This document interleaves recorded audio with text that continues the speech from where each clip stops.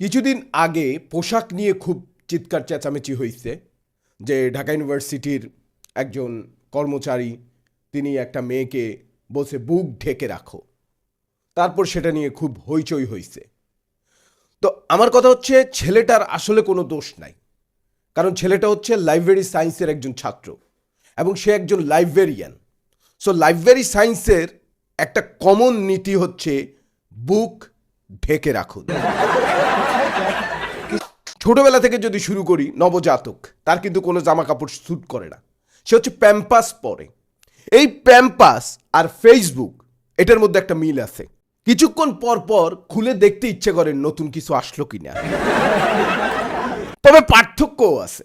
পার্থক্য হচ্ছে ফেসবুকে যেটা নতুন আসে ওইটা সহ্য করা যায়, কিন্তু প্যাম্পাসে যেটা আসে আমি খুব সহজ সরল ছিলাম, আমি বুঝতাম না। 3/4 যখন প্রথম দেখছি তখন মনে হয়েছে যেই লোক 3/4 পড়ছে ওর বাসায় মনে হয় হাঁটু পরিমাণ পানি উঠছে। পৃথিবীতে পোশাকের শত্রুকে ভিলেন, এরা সব সময় নায়িকার পোশাক ছিঁড়ে ফেলে। ভাইরে তুই খোল না, ও ছিঁড়ে ফেলবে, মানে জোরাজোরি করলে ছিঁড়ে ফেলবে এরকম। আমি এক ভাইরে জিজ্ঞেস করছি যে ভিলেন নায়িকার পোশাক ছিঁড়ে কেন? বলছে ও তো র্যাম্পের কোরিওগ্রাফার না যে পোশাক পরায় দিবে। এবং দেখেন যে একটা জিনিস চিন্তা করলাম যে আমরা মানুষ বিয়ে করি, পোশাক যদি বিয়ে করতে কি হইতো? ধরেন একটা টাইয়ের সাথে একটা জামার বিয়ে হয়েছে, ফুলসজ্জার রাত, টাই হচ্ছে বউ, জামা হচ্ছে জামাই। জামা ঢুকছে, টাই খাট থেকে নামলো, নেমে সালাম করতে যাবে, তখন জামা টাইটাকে নিয়ে বলল, ওগো তোমার স্থান আমার পায়ে নয়, আমার বুকে। একটা ফতুয়ার সাথে একটা মেক্সির বিয়ে হয়েছে। ফতুয়া হচ্ছে ছেলে আর মেক্সি হচ্ছে মেয়ে। ফুলসজ্জার রাতে ফতুয়াটা মেক্সিকে কি বলবে? আসো তোমাকে সাইজ করে ফেলি। এই যে দেখেন ভাই, আমরা জুতা টুতা কিনি। আমার এক খালা আছে, উনি জুতার দোকানে গেছে, যা বলছে জুতা কত কইরা? বলছে আপা সাইজ কত? বলছে 36। কাপা ভালো করে চিন্তা করেন আপনি কি কিনতে আসছেন।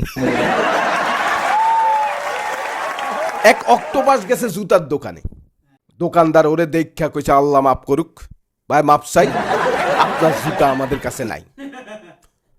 কইছে ঠিক আছে, এক শর্তে তোরে মাফ করমু, তুই আমার সব পা ধরে মাপসা। প্যান্টের মধ্যে একটা জনপ্রিয় প্যান্ট হচ্ছে জিন্স প্যান্ট। এই জিন্স প্যান্ট হচ্ছে দুই ধরনের। এক ধরনের হচ্ছে আপনি নিজে খুলবেন, নিজে পরবেন। আরেক ধরনের হচ্ছে পরবেন আপনি নিজে, কিন্তু খুলতে লাগবে 3 দিন। টি শার্ট কিন্তু একটা ব্যাচেলারদের পোশাক, আর এরকম বোতামওয়ালা শার্ট এগুলো হচ্ছে, বা পোলো, এগুলো হচ্ছে বিবাহিতদের পোশাক। কারণ হচ্ছে টি শার্ট তারাই পরে যাদের বুতাম খুলে গেলে লাগায় দেওয়ার মতো কেউ থাকে। একটা ফ্যাক্টরিতে, কেমিক্যাল ফ্যাক্টরি, সেখানে লেখা বড় বড় অক্ষরে নোটিশ বোর্ডের মধ্যে লেখা যে নারীরা তাদের পোশাকের লম্বত্ব সতর্কতার সাথে নির্ধারণ করুন। অতি লম্বা পোশাক মেঝেতে থাকা কেমিক্যাল দ্বারা ক্ষতিগ্রস্ত হতে পারে, আর কম লম্বা পোশাক কেমিক্যাল ইঞ্জিনিয়ার দ্বারা ক্ষতিগ্রস্ত হতে পারে। এক অফিসের বস তার সেক্রেটারিকে বলল যে তুমি এত ছোট ছোট ড্রেস পরো কেন? বলছে যে বেতন দেন সে টাকা দিয়ে কিনতে গেলে এতটুকু পোশাকই হয়, যদি বড় পোশাক পরতে হয় তাহলে বেতন বাড়াতে হবে। বস বলছে ও তাই, ঠিক আছে, আগামী মাস থেকে তোমার বেতন বন্ধ। পৃথিবীতে পোশাক নিয়ে সবচাইতে ট্র্যাজেডিক লাইন মিয়া খলিফার কস্টিউম ডিজাইনার আছে। অনেকে বলে ন্যাংটান নেই বাটপারের ভয়, মানে যার কোনো পোশাক নাই তার বাটপারের ভয় নাই। কিন্তু ভাই এটা মিথ্যা। আমি ওই দিন নিউ মার্কেট গেছি, যাই দেখি পুরা উলঙ্গ ন্যাংটা একটা লোক, ওর গায়ে কোনো জামা কাপড় নাই, বসে বসে কাঁদতেছে। আমি বলছি বাবা কাঁদতেছো কেন? বলছে আমি বাটপারের খপ্পরে পড়ছি। আমি বলছি হ্যাঁ, আমি তো সারা জীবন শিখছি ন্যাংটান নেই বাটপারের ভয়, তুমি আবার বাটপারের খপ্পরে কেমনে পড়লা? ভাই জানেন না, আজকে সকালবেলা এক বাটপার আইসা আমারে পুরা এই অবস্থায় 2 ঘন্টা সারা মার্কেট ঘুরাইছে একটা লুঙ্গি কিনে দিবে বলে। সর্বশেষ একটা কথা বলবো যে পোশাক হচ্ছে রুচির বহিঃপ্রকাশ, একটা পোশাক ব্যক্তিত্বের বহিঃপ্রকাশ।